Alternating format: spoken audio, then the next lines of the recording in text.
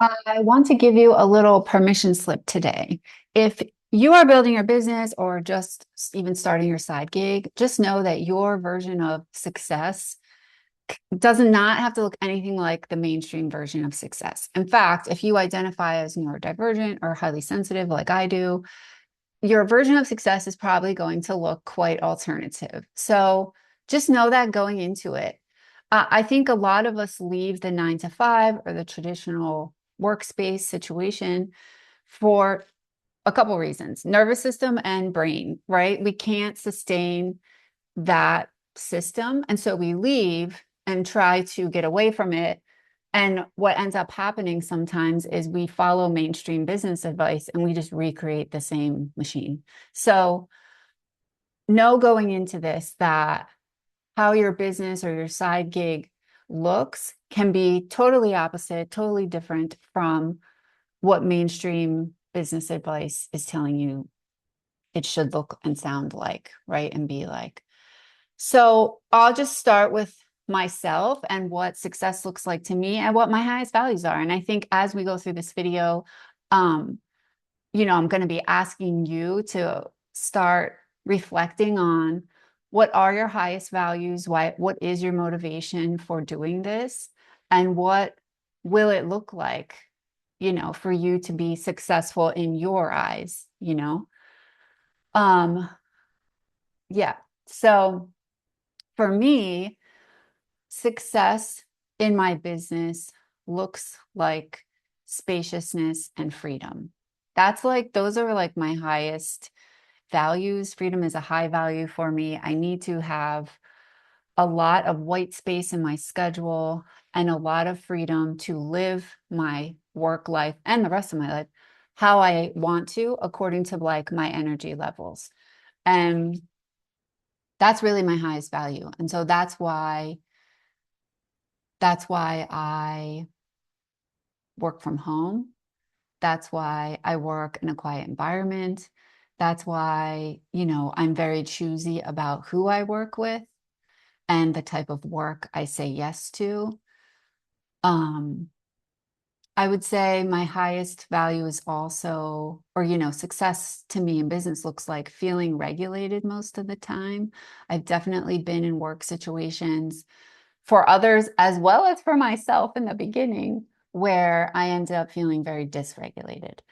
And that is not a success. I mean, a great example of that for me was in my pet sitting business. Eventually, I niched down to cats only because sitting for dogs over and over again, I would end up very dysregulated. And I had to just give into that reality and that truth. And it was literally the best decision I made in my pet sitting business to not sit for dogs anymore. No offense to the dogs, it's just my nervous system. So that was a successful move for me, even though from the outside, people would be like, "What? Why are you not sitting dogs? Do you have anything against them? Are you afraid of them?" No, I am not afraid of dogs. I'm very at ease with them, actually. I grew up with big dogs, but it's like for me, living with them ended up dysregulating me a lot. And I was just miserable. And so it had to go. So that was a successful move to me. Whereas, from the outside looking in, people would think that that would be very limiting. So yeah, I mean, that's like an example of the types of decisions I make that are for me and me alone. Because success in my business means I'm happy, I'm easeful during the day, I have space, I can like flow from one thing to the next with a good amount of ease and spaciousness. Like that to me is like the best. And of course, yes, making enough money to pay my bills and have extra and all of that. But for me, it is not about money or profit. I've never been someone who was highly ambitious for money and profit. I'm just not built that way. I understand that people are. Um, but for me, that was never like the number one motivator. Even when I was getting jobs, even the salary at jobs was never really the most important thing to me. It was always like, how do I feel while I'm doing the work? So, yeah. So I would ask you, what do you have you even reflected on that? Like, why are you starting your side gig? And sure, it's probably in the beginning, maybe for some extra cash or, this a practical reason. But at the end of the day, if you really stick with it and you're going to leave the 9 to 5 eventually and have your own business or businesses, as I do, what does a successful day and week look and feel like to you? What are your highest values? Like I said, for me, mine really is like freedom and spaciousness. I need to have a lot of freedom and spaciousness in my days and in my weeks. For you, it might be having wonderful neurodivergent connections, other business owners like yourself. Like maybe that's a piece of it for you, but you got to get kind of clear. And because once you get clear on it, those can be like your filters or your standards for when you say yes or no to an opportunity, right? Is it going to get me closer to my version of success? Or is it going to feel constricting and like I'm back in a workplace I wanted to leave, right? So when you get clear on what you want, it helps guide your decisions so that you keep making choices that get you there and not go back. I feel like I have something in my eye. Yeah, and I think the the trap that we can get into as neurodivergent folks, highly sensitive folks who leave the traditional workspace to try to start our own thing is that there's so much business advice out there for entrepreneurs and marketing and so much of it for many of us is probably a huge ick. I know a lot of it is for me. And I think I've even made a video about it. um, a lot of the marketing icks and stuff. But um, I again am here to give you a permission slip. Like it's okay to do none of those things. Do none of those things. Discern within your own soul, spirit, body, what moves are right for you. If you do seek advice from someone who is kind of orients as you do in the world, not like a normal person, because a normal person's going to give you normal person advice, right? And that just doesn't work for us. It doesn't feel resonant to us, at least it never has to me.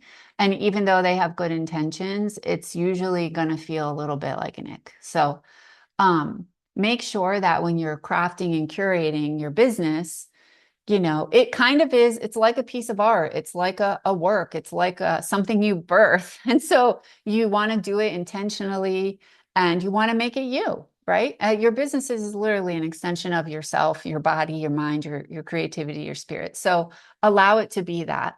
And don't feel like you need to, um, follow any advice out there. Do your thing and, stand fully in it. Um, Yeah, like cat sitting. I mean, I don't apologize anymore for only sitting cats. It was literally one of the best decisions in my pet sitting business for me, for my happiness. You can even ask my fiance, Nate. He was on many a dog sit with me and knows how dysregulating it was. And, again, it's not the dog owner necessarily. Even some of the best dogs, um, it was me. It was my nervous system couldn't handle certain aspects of living with and managing, taking care of a dog. And I just had to accept that fact and own it fully, which I do now, and be unapologetic about it. So, yeah. So don't be afraid to do that. And I wanted to give an example. A friend I chatted with recently, this is just another example of how like a neurodivergent person can make it work for them. She has had her own like service-based business for a while. It's an in-person service-based business. And it's going well. She's probably had it now for 5 or 6 years. And we've been only really Instagram friends for a long time, maybe I would say close to 10 years now. I've done some readings for her and things. But she was trying to fill her non-working time with meditation and um, yoga and things because she was anxious about money. Even though her practice was doing well, she would have liked it to be doing better, aka making more money. And so she was trying to um, fix that with meditation and yoga and all of this. And she said, in the end, I just took a part-time job as a server because she has that background. And she's like, I feel so much better and so much more regulated just having that part-time job because it's bringing me in the extra money that I want. And like, I feel so much better about it. And I'm like, girl, yes, like this is what I mean. Like you get to create your work situation in a way where your nervous system feels supported. For her, trying to reconcile the anxiety around money through meditation and yoga and all these other mindfulness practices wasn't working for her. It was driving her a little more crazy. And so sometimes what you really need is like the tangible thing. Just go out and like, walk some dogs and make some extra cash and you'll probably feel better. So it's like that is like a really great example.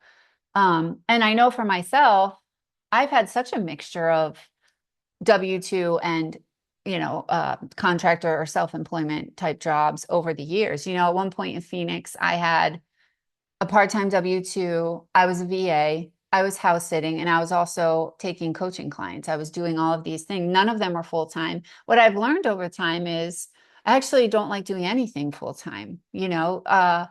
It's too boring. I get bored. And I'm not even like an ADHDer, but I don't want to be sitting at a computer all day. I also don't want to be sitting at a front desk all day. I can't do that. And so having a variety of offerings and ways to bring in money for me was like the most helpful. And even here in New Jersey, when I was an executive assistant and had a W-2 job here, for like 2+ years. I was always house sitting, always bringing in another income that way. And then also offering coaching containers. There were like more like spiritual seasonal containers is what I called them. I was always doing that.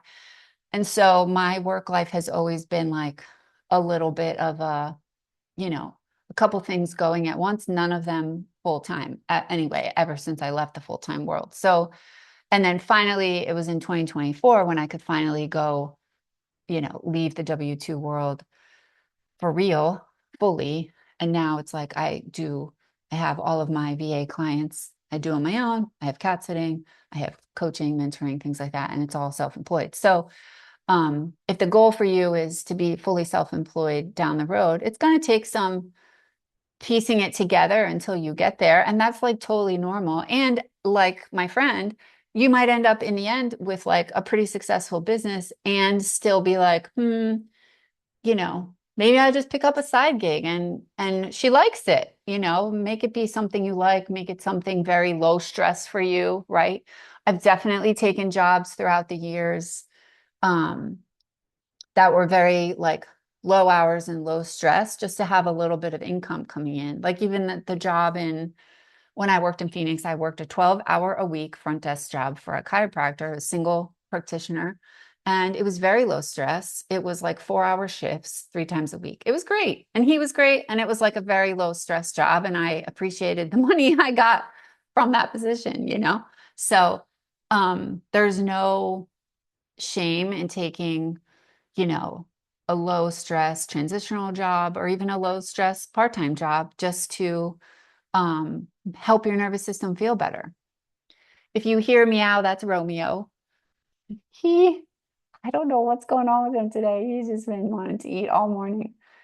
Um, so in the end, I am going to keep this video short because I feel like the point is clear, but your business gets to, success for you gets to look differently. Success for us looks different. My business does not look like anyone else's, but I'm happy in it and it's working for me. And to me, that is success. So go ahead and reflect within your own spirit. Really take some time, write it down in your journal. I do envision this a lot and I have for many years. What does my successful business or entrepreneur journey look and feel like? And I have like a vision for what that looks and feels like. And I am getting there. I'm not even fully there yet, right? But I'm always getting closer to that vision. So have that vision. What does it feel like to you? What are your highest values? Um, what would a perfect day or a perfect week feel like to you? How much money would you be bringing in? All of those things.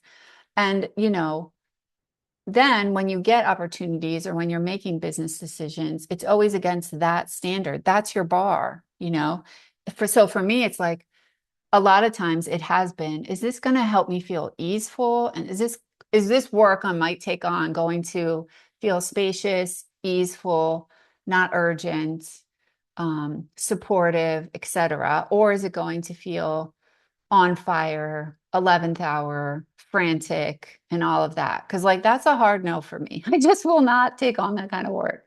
So you got to know where your bar is, and then you start using that bar to help you make decisions. And then that's how you go little by little to get to your version of success, right? So, yeah, I hope that helps. Thank you for being here, and I'll see you in the next video.